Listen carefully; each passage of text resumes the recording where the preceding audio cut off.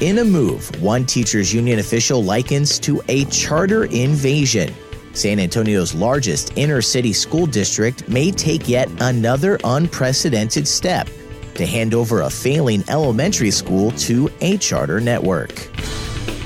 Olmos Park residents and business owners are scratching their heads following the introduction and then cancellation of an unusual and vague proposal to turn the 2,400-resident enclave into a gated community.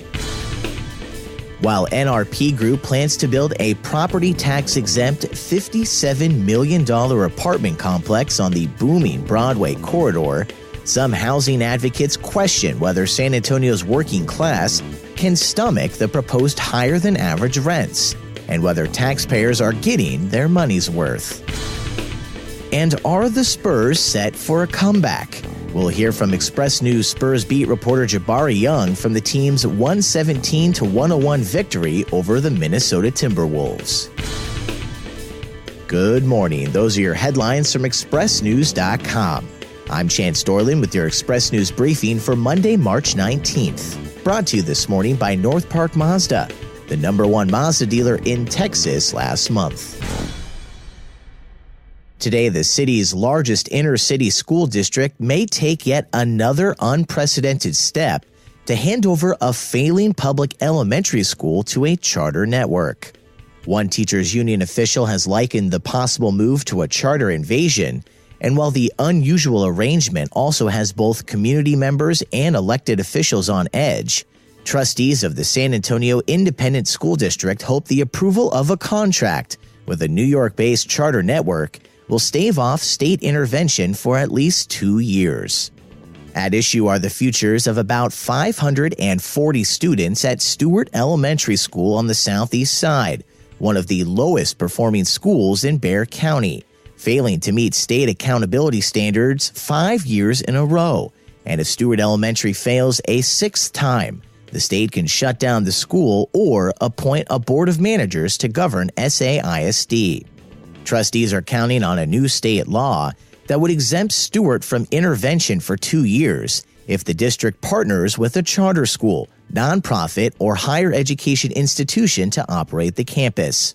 SAISD spokeswoman Leslie Price says the district's goal in contracting with Democracy Prep Public Schools is to get students on a strong academic path and keep the school open, noting that Democracy Prep Public Schools has experienced turning around struggling schools and has also demonstrated their commitment to high-poverty neighborhood school turnaround work. But teachers and community members have a string of criticisms about Democracy Prep, including what they describe as its overly harsh discipline and lack of a bilingual program similar to Stuart Elementary. And both parents and teachers have been critical of the district for not informing them about the proposed charter partnership until 4 days before the board voted to negotiate the contract. Last year, almost 86% of Stuart Elementary students were Hispanic and 9% were African American, with more than 96% considered economically disadvantaged based on federal income thresholds. 1/3 of students were English language learners, and only 40% of students old enough to take state standardized tests passed all of them. While Olmos Park City Council members were originally set to discuss possibly making the city a gated community at their Thursday meeting, the city has now posted an amended agenda without that item, leaving Olmos Park residents and business owners scratching their heads over both the introduction and removal of the unusual and vague proposal to turn the 2,400-resident enclave into a gated community. While Olmos Park officials haven't given a public explanation for either action, City Manager Celia De Leon told a local media outlet that the unnamed city council member who suggested the idea now feels that we've been bombarded by the media and it is not a good time to discuss the issue. Due to the city's central location, business owners and nearby residents are now trying to wrap their heads around what such a policy would look like if enacted, and if it would involve gating off multiple roads that run in and out of the area. Former Olmos Park Councilman Jeff Judson says while the idea of turning Olmos Park into some kind of gated community returns every few years in response to crime incidents spilling over from adjacent neighborhoods, officials typically balk at the potential cost and logistics and then back off, noting that with how the city is laid out, it's virtually impossible to follow through with the idea, and the concept is, quote, really kind of a silly question. A nonprofit created by the city and overseen by 5 city council members, the San Antonio Housing Trust Public Facility Corporation, is working with developers to build 7 apartment complexes with a total of 2,077 units through the program. 1 complex has been built, 2 others are under construction, and 5 have been proposed, including a property tax-exempt $57 million apartment complex proposal on the booming Broadway corridor by Cleveland-based national developer NRP Group. But some housing advocates question whether San Antonio's working class can stomach the complex's rents of around $1,124 a month, $166 above the local average, and whether taxpayers are getting their money's worth. An analysis of contracts, term sheets, and prospective rent tables obtained through an open records request shows that many of the apartment complexes would charge rents well above local averages, and on average, each complex will deprive the city of an estimated $15 million. But the projects will also likely deprive local school districts of tens of millions of dollars in tax revenue over several decades. The deals are public-private partnerships where the Housing Trust retains a small ownership stake in the project after buying land from developers and leasing it back to them for about the cost of some 2-bedroom apartments for up to 75 years. As a nonprofit, the Housing Trust doesn't pay property taxes, and as a result, the properties could be off the tax rolls until nearly the end of the century. In return, developers are required to rent half the units to those making no more than 80% of San Antonio's median household income, roughly $49,000 a year. But every deal is unique, and some developers are required to limit rents to a certain percentage of the low-income tenants' incomes while others are not.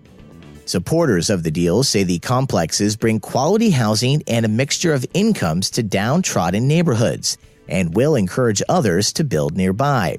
But at the proposed Broadway complex, the average rent for low-income tenants will be $1.84 a square foot, well above the local average of $1.14 a square foot, or $1.30 for similarly high-quality Class A complexes. More details on this ongoing dispute are available on our website, expressnews.com. And are the San Antonio Spurs set for a comeback after Saturday's win against Minnesota? Hello, everyone. It's Jabbar Young here at AT&T Center for your Express News Spurs post-game wrap right after the Spurs beat the Timberwolves 117-101. And guess what? It was another must-win game for the Spurs. Obviously, as we said in the last post-game wrap, they're living. They either live or die, and right now they're living after capturing their 3rd straight winning, trying to get back on the right track, gaining some momentum as they are fighting for their playoff lives. And they did a lot of good things in this win over the Timberwolves. Manu Ginobili called it the best win of the month. It might be the best win since the calendar struck 2018. I know that win over in Cleveland was pretty good too, but this one tonight, the Spurs did what they were supposed to do from start to finish. Started a little sluggish, but at the same time, once they got a lead, they protected it, which was important as they have had problems protecting leads, especially in the 4th quarter.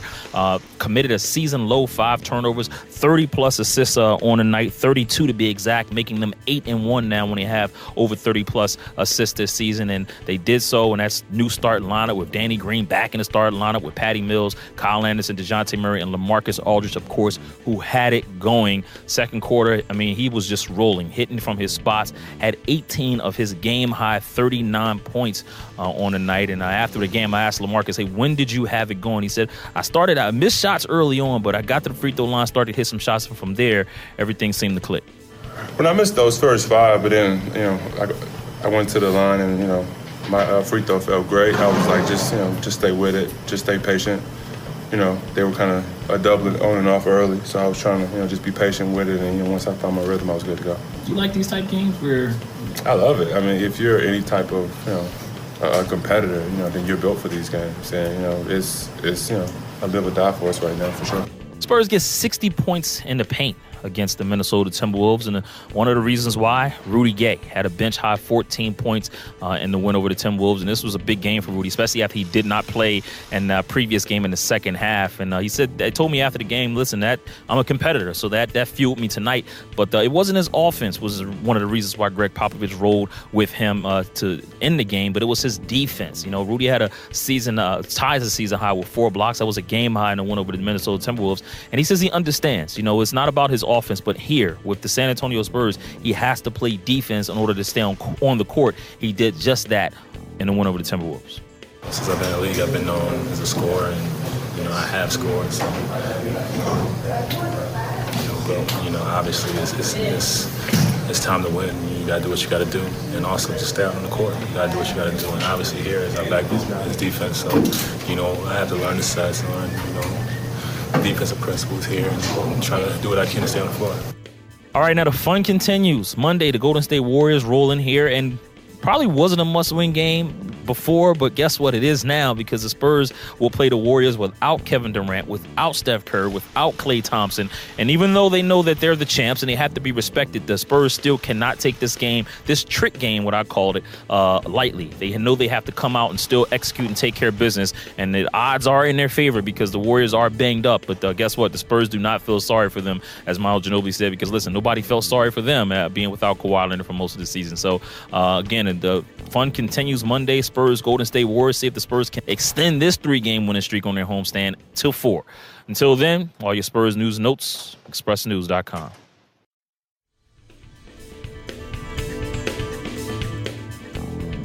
And that's your Express briefing for Monday, March 19th from expressnews.com. Brought to you this morning by North Park Mazda, the #1 Mazda dealer in Texas last month. I'm Chance Dorland.